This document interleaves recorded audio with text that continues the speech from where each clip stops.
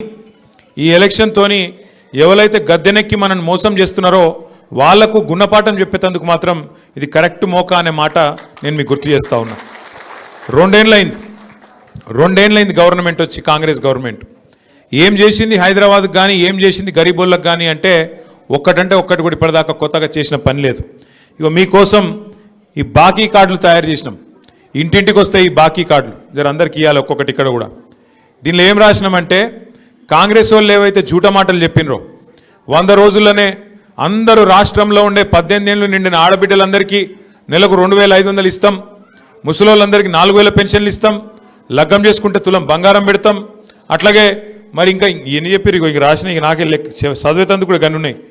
వికలాంగులకు 6000 పెన్షన్లు ఇస్తాం, షాదీ ముబారక్ తులం బంగారము, వాటితో పాటు ఇక రైతు బంధు, చదువుకున్న ఆడపిల్లలు ఉంటే వాళ్ళకు స్కూటీలు ఇస్తాం, అందుకే చదువుకున్న పిల్లలు ఉంటే వాళ్ళకు సంవత్సరం లోపల 2 లక్షల ఉద్యోగాలు ఇస్తాం, చదువుకొని కూడా ఉద్యోగం రాకపోతే నెలకు 4000 రూపాయలు ఇస్తాం. ఇట్లా వాళ్ళ నోళ్ళకు మొక్కాలే, నోటికి ఎంత వస్తే అంత 420 హామీలు ఇచ్చి అన్ని 100 రోజులనే పూర్తి చేస్తామని చెప్పి పచ్చి జూట మాటలు చెప్పి గద్దెనెక్కింది కాంగ్రెస్ ప్రభుత్వం.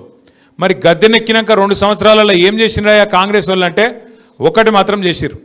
ఒక కొత్త ఇల్లు కట్టలే, ఒక ఇటుక పెట్టలే, హైదరాబాద్లో కనీసం పొక్కలు కూడా ఉడుస్తలేరు రోడ్ల మీద. కానీ ఒక్కటి మాత్రం పొక్తాగా చేస్తున్నాడు. ఏం చేస్తుండు, గరీబోళ్ళ ఇండ్లు ఎక్కడుంటే అక్కడికి మాత్రం బుల్డోజర్ మాత్రం పంపిస్తున్నాడు. హైడ్రా అని చెప్పి ఒక కొత్త దుకాణం పెట్టి కొత్త ఇల్లు కట్టింది లేదు, ఒక పట్టా ఇచ్చింది లేదు. ఉన్న ఇల్లు గులగొట్టుట్లో మాత్రం ఫస్ట్ ఉన్నాడు, ఇల్లు మాత్రం గులగొడతా ఉన్నాడు.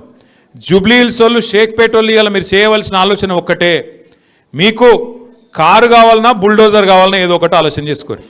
మీకు కారు కావాలంటే టీఆర్ఎస్ గెలవాలి, కేసీఆర్ గెలవాలి, గోపీనాథ్ భార్య మాగంటి సునీతమ్మ నిలబడ్డది, ఆమె గెలవాలి.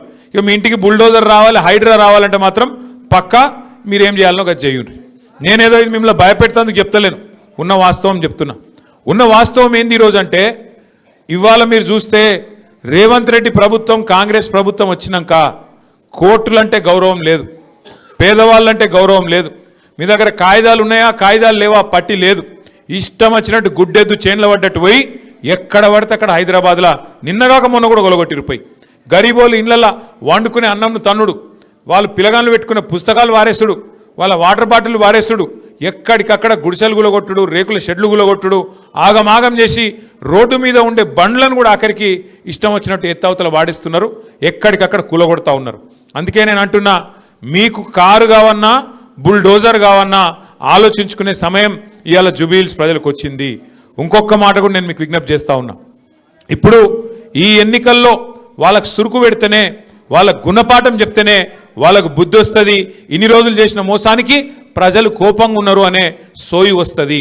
మీరు గట్టిగా బుద్ధి చెప్పి గట్టిగా మరి వాళ్ళకు ఓట్లు వేయకుండా వాళ్ళ డిపాజిట్ గల్లంతు చేసేటట్టు తీర్పిస్తే సచ్చుకుంట దెబ్బకు దయ్యం దిగొచ్చి నెలకు 2,500 ఇచ్చే పరిస్థితి చాలా అవుతుంది. లేకపోతే వాళ్ళు ఏమనుకుంటారు, మేము నెలకు 2,500 ఇవ్వకపోయినా, ముసలోళ్ళకు 4,000 పెన్షన్లు ఇవ్వకపోయినా, తులం బంగారం ఇవ్వకపోయినా, కొత్తగా ఒక ఇటుక పెట్టకపోయినా, హైదరాబాద్లో కొత్త రేట్లు వేసుడు కాదు, ఉన్న రోడ్లకు పొక్కలు ఉడవకపోయినా మాకే గుద్దుతున్నారు అంటే మరి గిట్లనే ఉండాలి, గిట్లనే నడవాలి, మోసందే గెలుస్తుంది అన్నట్టుగా వాతావరణం ఉంటుంది. దయచేసి నేను మిమ్మల్ని కోరేది ఆలోచించమని చెప్పేది ఒకటే, ఈ ఎలక్షన్ వ్యక్తులకు మధ్యలో జరుగుతలేదు. ఈ ఎలక్షను ఒక మోసకారి కాంగ్రెస్ పార్టీకి, నిజాయితీగా 10 ఏళ్ళు హైదరాబాద్ కోసం, తెలంగాణ కోసం పనిచేసిన కేసీఆర్ గారి బీఆర్ఎస్ పార్టీకి జరుగుతున్నది తప్ప వ్యక్తుల మధ్యలో జరుగుతలేదు. ఇంకొక మాట కూడా మీరు ఆలోచన చేయాలని చెప్పి కూడా నేను మిమ్మల్ని కోరుతా ఉన్నా.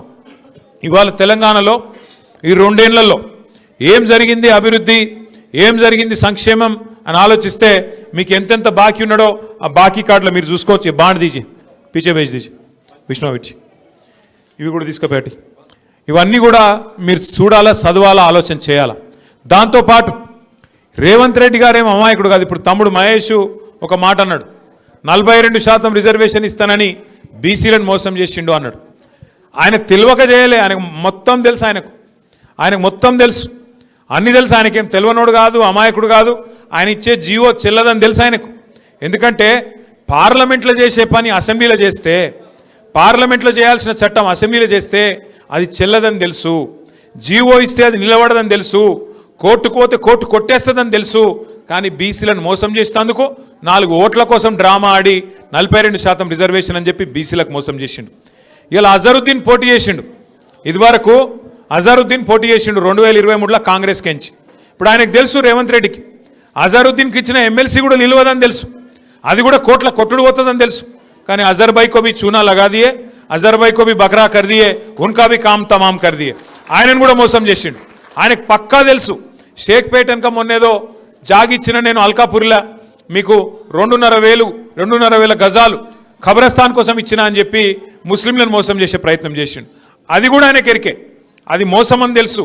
झूठ है मालूम है उनको, फरेब है मालूम है, वो नहीं टिकता मालूम है, वो आर्मी का लैंड है वो भी मालूम है. फिर भी एक कागज निकाल दिए, बोल दिए अरे भाई आपको खबरस्तान के लिए मैं जमीन दे दिया. वहां गए तो क्या हुआ, जमीन का कागजात तो दे दिए, वहां गए तो आर्मी वाले आए, अरे यहाँ पे आए तो डंडा मारता हूं भागो बोल के यहां से भगा दिए. सब मालूम होते हुए తెలిసి కావలసుకొని మోసం చేసేటోడే రేవంత్ రెడ్డి.